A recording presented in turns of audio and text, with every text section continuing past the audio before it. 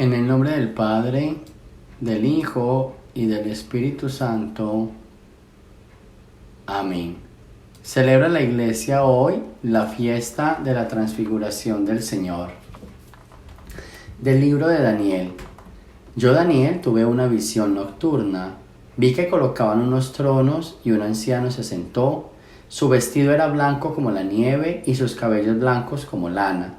Su trono llamas de fuego con ruedas encendidas. Un río de fuego brotaba delante de él. Miles y miles lo servían. Millones y millones estaban a sus órdenes. Comenzó el juicio y se abrieron los libros. Yo seguí contemplando en mi visión nocturna y vi a alguien semejante a un hijo de hombre que venía entre las nubes del cielo. Avanzó hacia el anciano de muchos siglos y fue introducido a su presencia. Entonces recibió la soberanía, la gloria y el reino, y todos los pueblos y naciones de todas las lenguas lo servían. Su poder nunca se acabará, porque es un poder eterno, y su reino jamás será destruido. Palabra de Dios. De la carta del apóstol San Pedro. Hermanos, cuando les anunciamos la venida gloriosa y llena de poder de nuestro Señor Jesucristo, no lo hicimos fundados en fábulas hechas con astucia, sino por haberlo visto con nuestros propios ojos, con toda su grandeza. En efecto, Dios lo llenó de gloria y honor, cuando la sublime voz del Padre resonó con él, diciendo: Este es mi Hijo amado, en quien yo me complazco. Y nosotros escuchábamos esta voz venida del cielo, mientras estábamos con el Señor en el Monte Santo. Tenemos también la firmísima palabra de los profetas, en la que con toda razón ustedes consideran como una lámpara que ilumina la oscuridad, hasta que despunte el día y el lucero de la mañana amanezca en los corazones de ustedes. Palabra de Dios. Del Santo Evangelio según San Marcos. En aquel tiempo Jesús tomó aparte a Pedro, a Santiago y a Juan, y subió con ellos a un monte alto y se transfiguró en su presencia. Sus vestiduras se pusieron esplendorosamente blancas, como una blancura que nadie puede lograr sobre la tierra. Después se le aparecieron Elías y Moisés, conversando con Jesús. Entonces Pedro le dijo a Jesús: Maestro, qué a gusto estamos aquí. Hagamos 3 chozas, una para ti, otra para Moisés y otra para Elías. En realidad no sabía lo que decía, porque estaban asustados.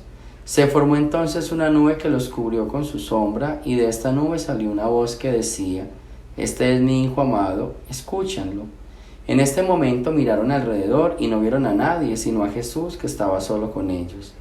Cuando bajaban de la montaña, Jesús le mandó que no contaran a nadie lo que habían visto, hasta que el Hijo del Hombre resucitara de entre los muertos. Ellos guardaron esto en secreto, pero discutían entre sí qué querría decir esto de resucitar entre los muertos. Palabra del Señor. Ahora vamos a escuchar un poco una explicación sobre lo que estamos celebrando hoy en torno a la fiesta. Dios te salve María, Sagrada María, Señora de Nuestro santo para el día de hoy, 6 de agosto, es la fiesta de la transfiguración del Señor. Esta fiesta recuerda la escena en que Jesús, en la cima del monte Tabor, se apareció vestido de gloria, hablando con Moisés y Elías, ante sus 3 discípulos predilectos, Pedro, Santiago y Juan. Moisés y Elías ya habían estado en diferentes montes. Moisés, en el Sinaí, recibió la ley de Dios. Elías, en el monte Carmelo, combatió a los sacerdotes del demonio. La fiesta de la transfiguración del Señor se venía celebrando desde muy antiguo en las iglesias de Oriente y Occidente, pero el Papa Calixto III, en 1457, la extendió a toda la cristiandad para conmemorar la victoria que los cristianos obtuvieron en Belgrado sobre Mahomet II, orgulloso conquistador de Constantinopla y enemigo del cristianismo, y cuya noticia llegó a Roma el 6 de agosto. Jesús había anunciado a los suyos la inminencia de su pasión y los sufrimientos que había de padecer a manos de los judíos y de los gentiles, y los exhortó a que le siguieran por el camino de la cruz y del sacrificio. Pocos días después de estos sucesos, que habían tenido lugar en la región de Cesarea de Filipo, quiso confortar su fe, pues, como enseña Santo Tomás, para que una persona ande rectamente por un camino, es preciso que conozca antes, de algún modo, el fin al que se dirige. Como el arquero no lanza con acierto la saeta, sino mira primero al blanco al que la envía. Y esto es necesario sobre todo cuando la vía es áspera y difícil y el camino laborioso.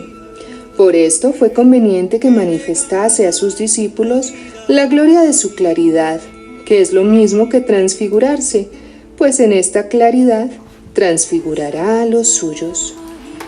Nuestra vida es un camino hacia el cielo, pero es una vía que pasa a través de la cruz y del sacrificio. Hasta el último momento habremos de luchar contra corriente, y es posible que también llegue a nosotros la tentación de querer hacer compatible la entrega que nos pide el Señor con una vida fácil, como la de tantos que viven con el pensamiento puesto exclusivamente en las cosas materiales. Pero no es así. El cristianismo no puede separarse de la cruz. La vida cristiana no es posible sin el peso fuerte y grande del deber. Si tratáramos de quitarle esto a nuestra vida, nos crearíamos ilusiones y debilitaríamos el cristianismo.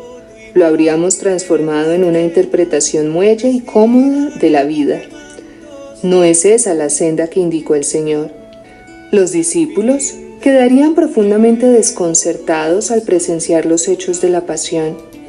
Por eso, el Señor condujo a 3 de ellos, precisamente a los que debían acompañarle en su agonía de Getsemaní, a la cima del monte Tabor, para que contemplaran su gloria.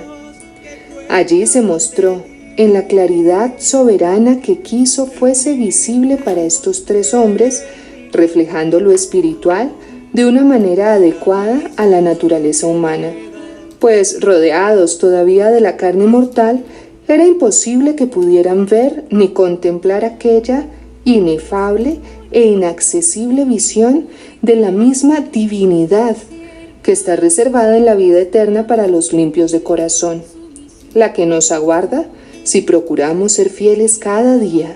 También a nosotros quiere el Señor confortarnos con la esperanza del cielo que nos aguarda, especialmente si alguna vez el camino se hace difícil y asoma el desaliento.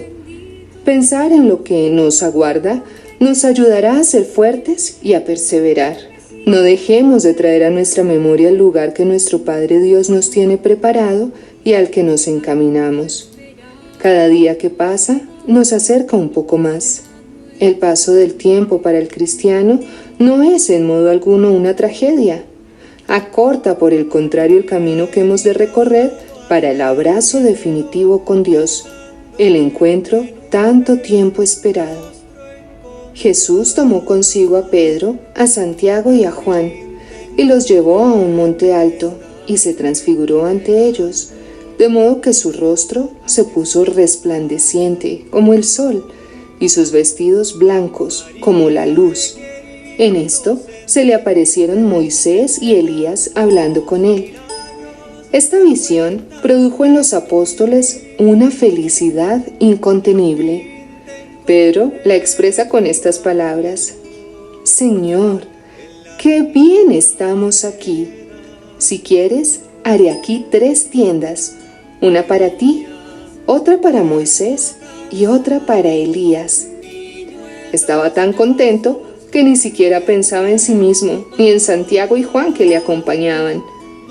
San Marcos, que recoge la catequesis del mismo San Pedro, añade que no sabía lo que decía.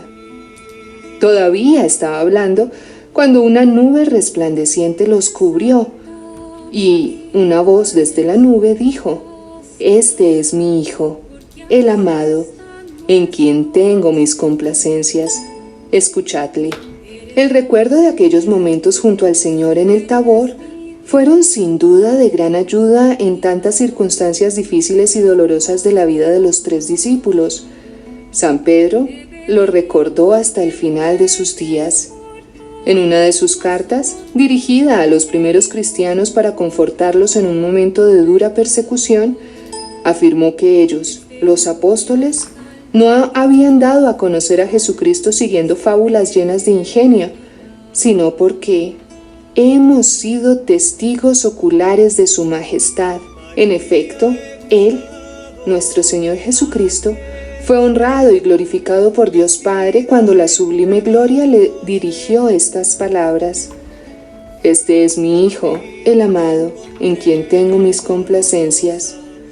Y esta voz, venida del cielo, la oímos nosotros estando con Él en el Monte Santo, dice San Pedro.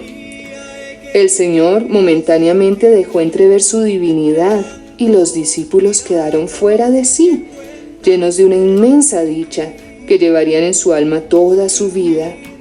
La transfiguración les reveló a un Cristo que no se descubría en la vida de cada día.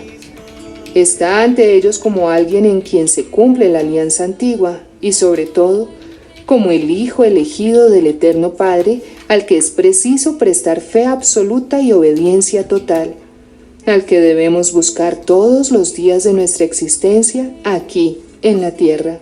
¿Qué será el cielo que nos espera, donde contemplaremos si somos fieles a Cristo? ¿Qué será el cielo que nos espera, donde contemplaremos si somos fieles a un Cristo glorioso, no en un instante, sino en una eternidad sin fin?